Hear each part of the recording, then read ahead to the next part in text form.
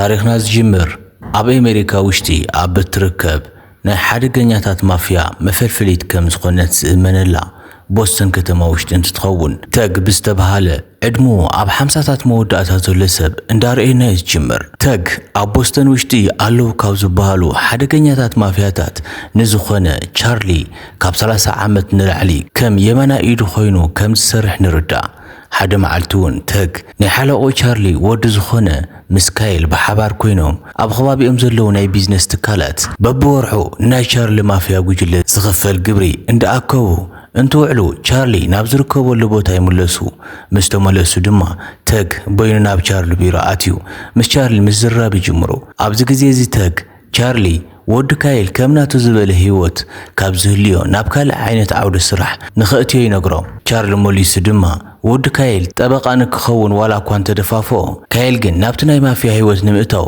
ከም ዝደሊ ብዙሕ ግዜ እንዳተዛረቡ እዩ ቻርሊና ተግ እንዳተዛራረቡ ከለው ድማ ተግ ኣብዚ ሰሙን እዚ ሓያል ዝኾነ ናይ ርእስ ሕማም እንዳሕመሞ ከም ዝኾነ ይነግሮ ቻርሊ ድማ ንተግ ዝተወሰነ ግዜ ዕረፍቲ ገይሩ ሕክምና ንኽወስድ ይሕብሮ ኣብቲ ምሸት ድማ ተግ ኣብ ሓደ ክለብ ኣትዩ መስተ ኣዚዙ እንዳሰተየ እንዳሃለየ ኣብቲ ተግ ከፍ ኢሉ ዝነበረ ኣከባቢ ዝነበሩ ሓደ ወድን ሓንቲ ጓልን እንዳተጨቃጨቁ ንተግ ይርብሽዎ መስትኡ ብሰላም ምስታይ ዝኣበዩ ተግ ናብ ክልቲኦም ፍቑራት ከይዱ ክጨቃጨቁ እንድሕደልዮም ካብቲ ክለብ ወፂኦም ንክጨቃጨቁ ይነግሮም እቲ ወዲ ግን ንተግ ብኸመይ ክትደፍረኒ ክኢልካ ብምባል ምስ ተግ በኣሲ ንምፍጣር ምድላው ይጅምር ኣብዚ ግዜ እዚ ተግ ነቲ ሰብኣይ ብሓንቲ ውቅዒት ኣብ መሬት ምስ ኣውደቆ ካብቲ ክለብ ወፂ ይኸይድ ተግ ድማ እንዳኸደ ኣብ ዝነበረሉ ሰዓት ኣብቲ ክለብ ውሽጢ ምስቲ ወዲ እንዳተጨቃጨቀት ዝነበረት ኣና ዝተባሃለት ጓል ንተግ ትፅውዖ እሞ ኣብቲ ክለብ zaጨነቃ ዝነበረ ወዲ ስለ ዝሃረመላ ተመስግኖ ናብቲ ገዛእ ኸይዶም ድማ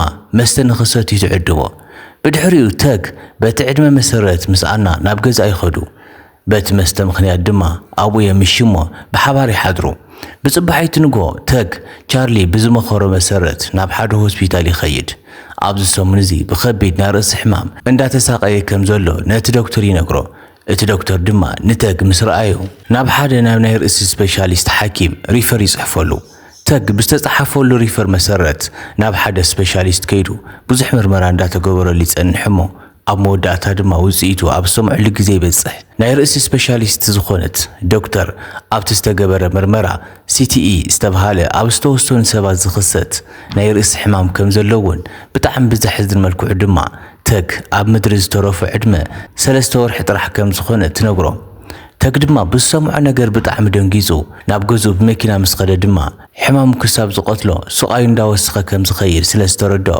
ተግ እዚ ኩሉ ጸገም ቅድሚ ምምፁ ነብሱ ኣጥፊኡ ንኽገላገል ይውስን ቀፂሉ ተግ ኣብ ውሽጢ መኪና ኮይኑ ሽጉጡ ኣብ ኣፉ ውሽጢ ብምእታይ ነታ ቃታ ክስሕብ እንትዳለው ሓንቲ ህፃን ቆልዓ ኣብ ካልእቲ መኪና ምስ ወለዳ ኮይና ብፍቕሪ ዓይኒ ምስ ረኣየቶ ተግ ድማ ነብሱ ናይ ምጥፋእ ሓሳቡ ቀይሩ ሽጉጡ ኣትሕት የብሎ ኣብዛ ቅጽበት እዚኣ ድማ ተግ ቅድሚ ነዊሕ ዓመታት ብሞት ዝተፈለየት ሰበይቱ ሓንቲ ጓል ከም ዝወለደትሉ ዘኪሩ ንዓመታት ርእይዋ ስለ ዘይፈልጥ ንጓሉ ኸይዱ ንምርካብ ይውስን ብንጉ ድማ ተግ ናብታ ዴዚ ዝተባሃለት ጓሉ ከይዱ ድሕሪ ነዊሕ ዓመታት ዋላ እኳ እንተኾነ ክሓታ ከም ዝመፀ ይነግራ ዴዚ ግን እዚ ኩሉ ዓመታት ኣበይ ወዲእኺ ከይበላ ሕጂ ዓይኑ ብጨው ሓጺቡ ብመምጽኡ ከም ድፍረት ቆፂራ ገጽ ትኸሎ ተግ ድማ ንጓሉ ክሳብ ሕጂ ከመይ ያለ ኸይሉ ብዘይ ምሕታቱ ይቅርታ እንዳሓተት እንከሎ ናይ ዴዚ ናይ መጀመርያ ወዳ ዝኾነ ንወዲ ጓሉ ይረኽቦ ተግ ደስ እንዳበሎ ምስ ወዲ ጓሉ ይፋለጥ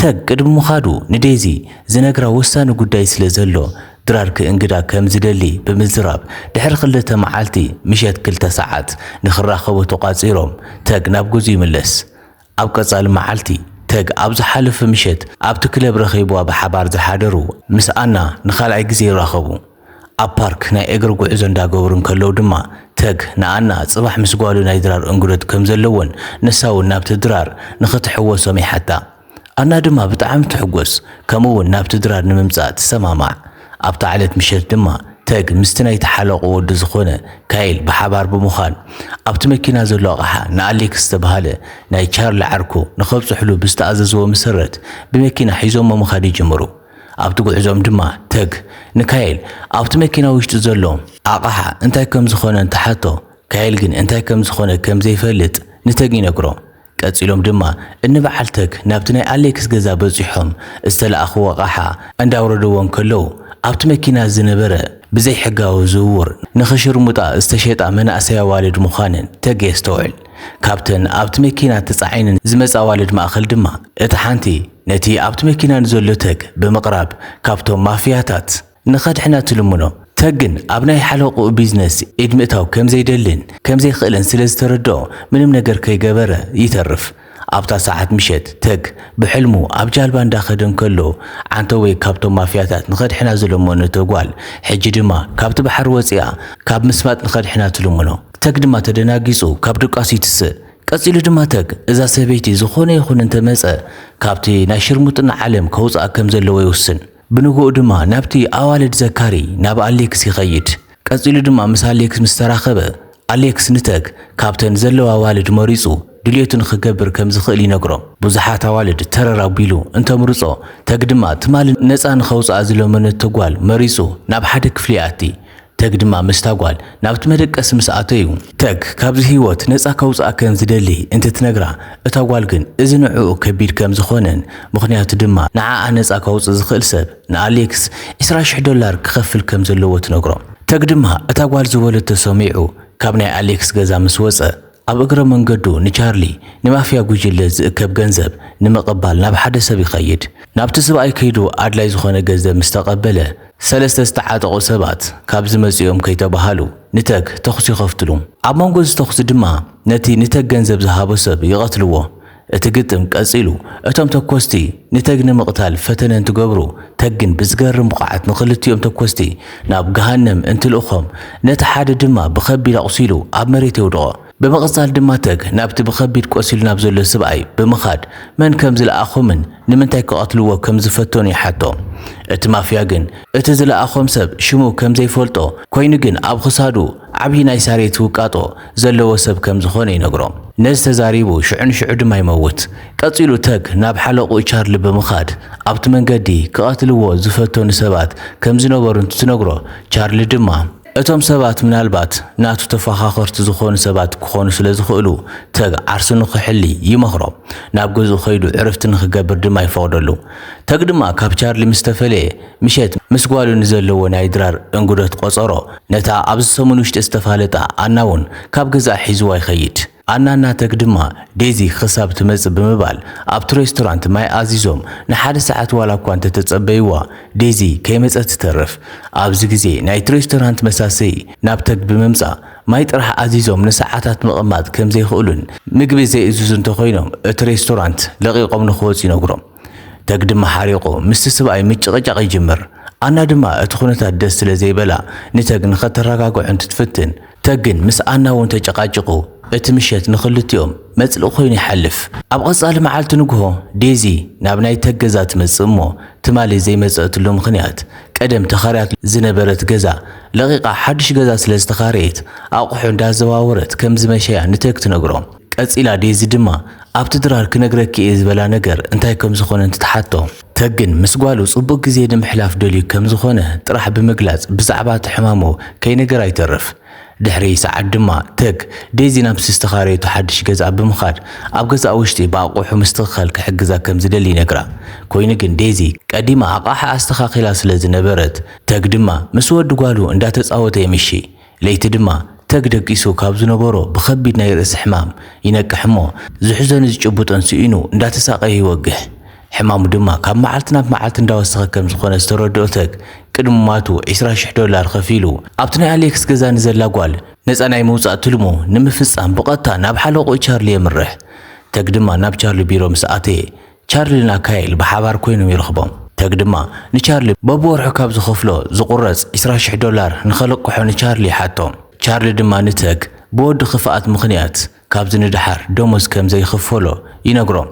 ኣብ ናቱ ምትክእ ድማ ወዲ ካይል ዝቆፀሮ ሓደገኛ መንእሰይ ከም ዘሎ ንተግ ይገልጸሉ። ተግ ድማ 30 ዓመት ሙሉእ ዝሰርሐሉ ሰብ ብሓደ ግዜ ካብ ስራሕ ስለ ዘባረሮ ሓዚኑ ካብቲ ናይ ቻርሊ ቢሮ ክወፅእ እንትትብል ብካይል ዝተቆፀረ ተሓድሽ መንእሰይ ኣብ ክሳዱ ዓብዪ ናይ ሳሬት ውቃጦ ከም ዘለዎ ተግ የስተውዕል። ቅድሚ ዝተወሰነ መዓልትታት ንተግ ክቐትልዎ ዝፈተኑ ሰባት ዝለኣኾም ሰብ ኣብ ክሳዱ ናይ ሳሬት ምልክት ወይ ድማ ውቃጦ ዘለዎ ሰብ ከም ዝኾነ እቲ ዝነገርዎ ትዝ ይብሎ። ተግ ነቲ መንእሰይ ብሓንቲ ውቅዒት ሃሪሞ ኣብ መሬት ምስ ኣውደቆ ሽጉጥ ኣውፂኡ ናብ ቻርሊ ይምለስ።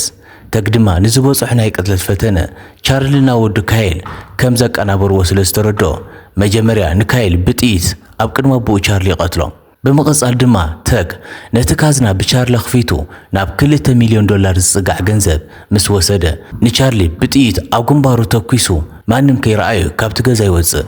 ቀጺሉ ተግ ብቐጥታ ናብ ሓደ ዝኣምኑ ጠበቓ ብምኻድ ካብ ቻርሊ ዝወሰደ ገንዘብ ሂቦሞ ንጓሉ ዴዚ ሕጂ ካብ ዘላቶ ከባቢ ርሕቕ ዝበለ መንበሪ ገዛ ንኽገዝአላ ነቲ ገንዘብ ብሓደራ መልክዕ ሂቦ። ካብዚ ንድሓር ተግ ኣብዚ ሰሙን ምስ ኣጽቡቕ ግዜ እንዳሕለፈ ዝነበረት ናብ ናይ ኣና ገዛ እንትትኸይድ ኣና ኣደንዛዝ ዕፅ ወሲዳ ኣብ መሬት ወዲቓ ይረኽባ። ተግ ድማ ቀልጢፉ ንኣና ናይ መጀመርታ ሓገዝ ምስ ገበረላ ዝተወሰነ ገንዘብ ኣቐሚጡላ ይወፅእ። ተግ ናይ መጨረሻ ሕልሙ ናብ ዝኾነ እተን ኣዋልድ ናብ ዝርከባሉ ናብ ናይ ኣሌክስ ገዛ ብምኻድ ብዝሓለፈ መሪፅዋ ዝነበረ ሰበይቲ ገዚኡ ንምኻድ ዘድልዮ ገንዘብ ሒዙ ከም ዝመፀ ንኣሌክስ እንትትነግሮ ኣሌክስ ግን እታ ጓል ምስ ሓደ ዓሚል ዝነበራ ዘይምርዳ እታ ዓሚሎም ነታ ጓል ሓኒቑ ከም ዝቐተላ ኣቕልል ኣቢሉ ብምዝራብ ነቲ ኣስከሬን የርዮ። ኣብዚ ግዜ ተግ ብጣዕሚ ሓሪቑ ናብ ኣሌክስ ሽጉጥ ተኺሉ ኣብ ገዝኡ ንዘለዋ ኩለን ኣዋልድ ብነፃ ንኽለቀን ይነግሮ። ኣሌክስ ድማ ኣማራፂ ብምስኣኑ ንኹለን ሽመን ብምፅዋዕ ሓደ ብሓደ ካብቲ ገዝኡ ንኽወፃ ይነግረን። ኣብዚ ማእኸል ግን ሓንቲ ካብተን ኣዋልድ ሓደ ናይ ኣሌክስ ሰብ ናብ ተግ ክትኩስ ክብል ስለ ዝረኣየቶ ብምእዋይ ተግ ክትኩሰሉ ዝነበረ ሰብ ቀዲሙ እንትትቆትሎ ኣሌክስ ድማ ናይ ተግ ምዝንጋዕ ተጠቒሙ ከብዱ ብተደጋጋሚ ብምውጋእ ንተግ ኣብ መሬት የውድቆ። ኮይኑ ግን ኣሌክስ ንተግ ክሳብ መወዳእታ ቅድሚ ምቕታሉ እታ ጓል ብናይ ተግ ሽጉጥ ንኣሌክስ ኣብ ግንባሩ ትብሎ። ካብኡ ድማ ንባዕላ ሃዲማ ተመለጥ። ኣብ መወዳእታ ድማ ተግ መንገዲ ንመንገዲ ደሙ እንዳፈሰሰ ናብ ገዙ ምስ ኸደ ኣብ ናይ ህይወቱ መጨረሻ ንእሽተይ ጽቡቕ ነገር ብምስርሑ ናይ ዕረፍቲ ስምዒት ተሰሚዕዎ ናይ መወዳእታ ትንፋሱ እንትስሕብ እንዳረኣና ታሪኽና ይውድእ። እምበኣር ክቡራት ተኸታተልትና ናይ ሎም ፊልምና ነዚኣ ትመስል ነይራ። ክሳብ ብኻልእ ፊልም ረኸብ ድማ ሰናይ ቅደም።